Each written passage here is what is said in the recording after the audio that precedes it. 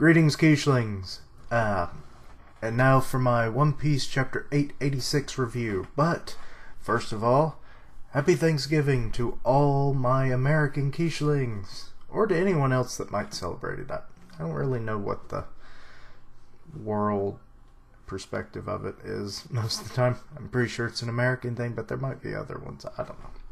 But anyway. Happy Turkey Day, Stuff Your Face Day, eat responsibly, and have a slice of pumpkin pie on me. Not really. I wouldn't be able to buy that many pieces. But anyway, on to the review, shall we? I must have missed the title somewhere. It's That's the Way I Live, which we later do find out it was from Capone.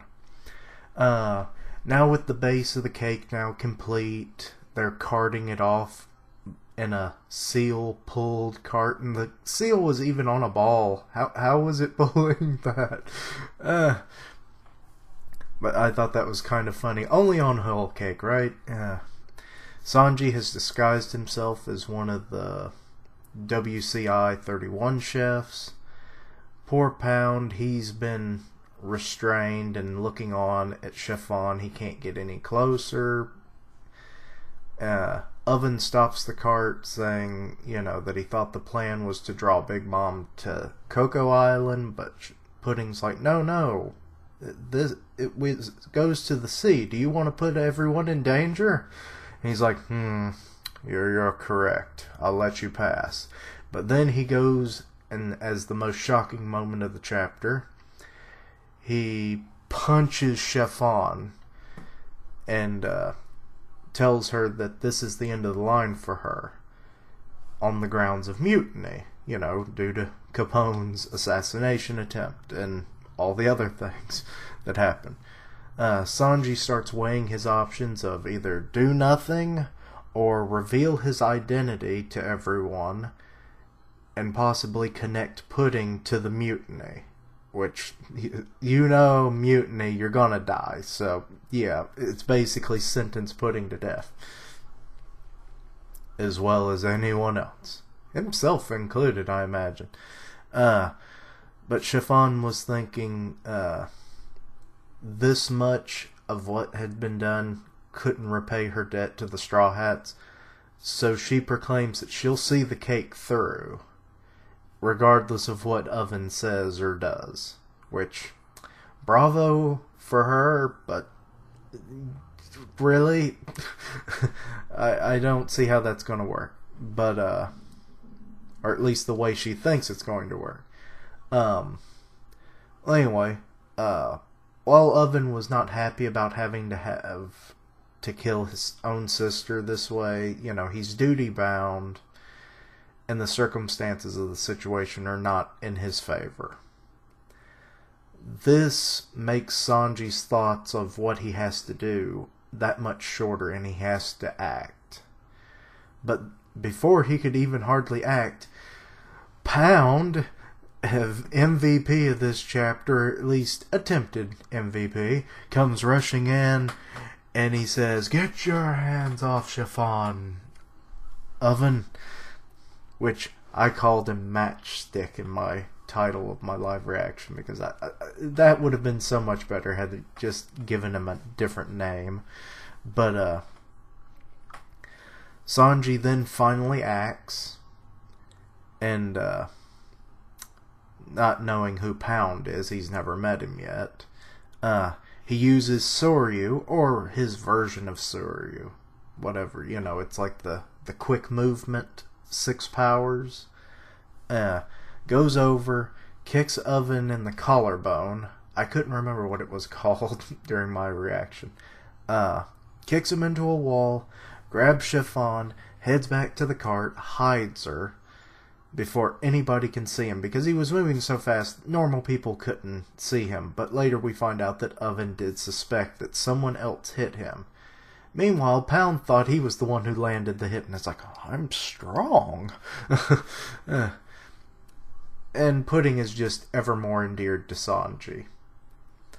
But Oven gets back up, and he proceeds to pound poor Pound into the ground. Yes, that's all the rhyming you're getting out of me this week. Oven, knowing that someone else hit him, he goes to the cart in what seems like a flash. He uncovers the hiding chiffon against the protests of Pudding, saying that, they still need her to complete the cake. But before things could go any further, he gets a call that Capone's ship is nearing the harbor. And it's surrounded by the pursuing forces, so this doesn't look good for the fire tanks. This shocked Chiffon bemuses Oven a bit. He calls up Capone and tells him, come to the harbor and surrender. And Chiffon does not want that to happen, because it's like, you're going to be killed anyway, so get out of here. Leave me behind. You're my only real family, and I don't want you to die. Capone, he replies by, quit ya yapping, Chiffon. Not the best impression. Confirms that they're coming ashore, and not to harm his wife. Meanwhile, the Big Mom ships are all coordinating. Capone gives Oven a nice blast in the face, which what I thought was a cannon at first, but no, it was just a regular pistol apparently. And that was the funny, or the best overall moment, because he's holding Pez in one arm, he's got the gun extended, and he's like, look on, Pez, this is how your daddy lives. Which is where the title comes from. Not exactly the same words, but it's where it's derived from. Anyway, meanwhile, in the nearby sea to the harbor, we see the Straw Hats, and Carrot, after confirming that they see everything going on at the harbor, Carrot tells Chopper that there's going to be a full moon tonight, which leaves him a bit confused, and I have only one reason for this. She is going to get a power-up that only happens at full moons.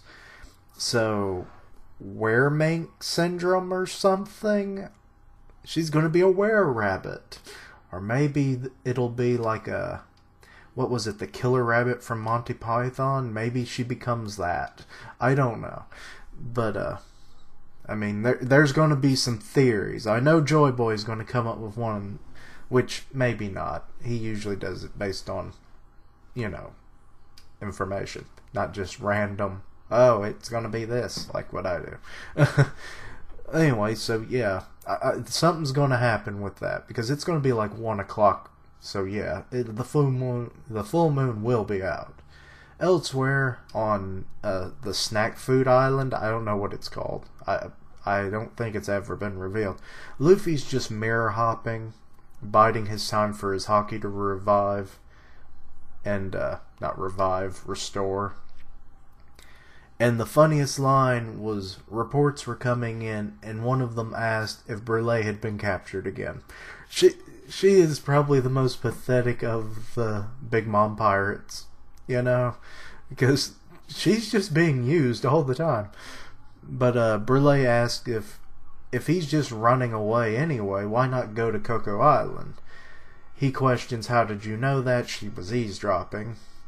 Luffy tells her that Haki gets used up, and he figures Katakuri's will be too. Which, really, why would it be, given that he's not fighting, so he's not actively using it, so it's restoring right now. And besides, what if he can eat to restore his strength by just making like mochi? Katakuri is a tough one, and I would not put that past him. He suspects that Katakuri is getting weaker, but this does not satisfy him. He wants to win against him when the Katakuri is at 100%. And this is all culminating from a memory during his training with Raylan. Or is it Rayleigh? I think it's Rayleigh. I just never know how to pronounce that name. Rayleigh. And how he used to say that the more you fight stronger opponents, the stronger you will become. And then he mentions that he wonders if he can be able to see a little into the future, which Brulee's like, no, in your dreams. And that's about it. I mean, so Luffy will be getting a power-up at some point. It may just be a hockey power-up, which would be fine for how the series is going. I mean, Gear 5th I don't think we'll be seeing for a good long time, or his Devil Fruit Awakening, so a hockey power-up sounds about right. But for him to get like stronger armament and to be able to see into the future with observation, whoa, that I think that goes a little beyond, don't you think?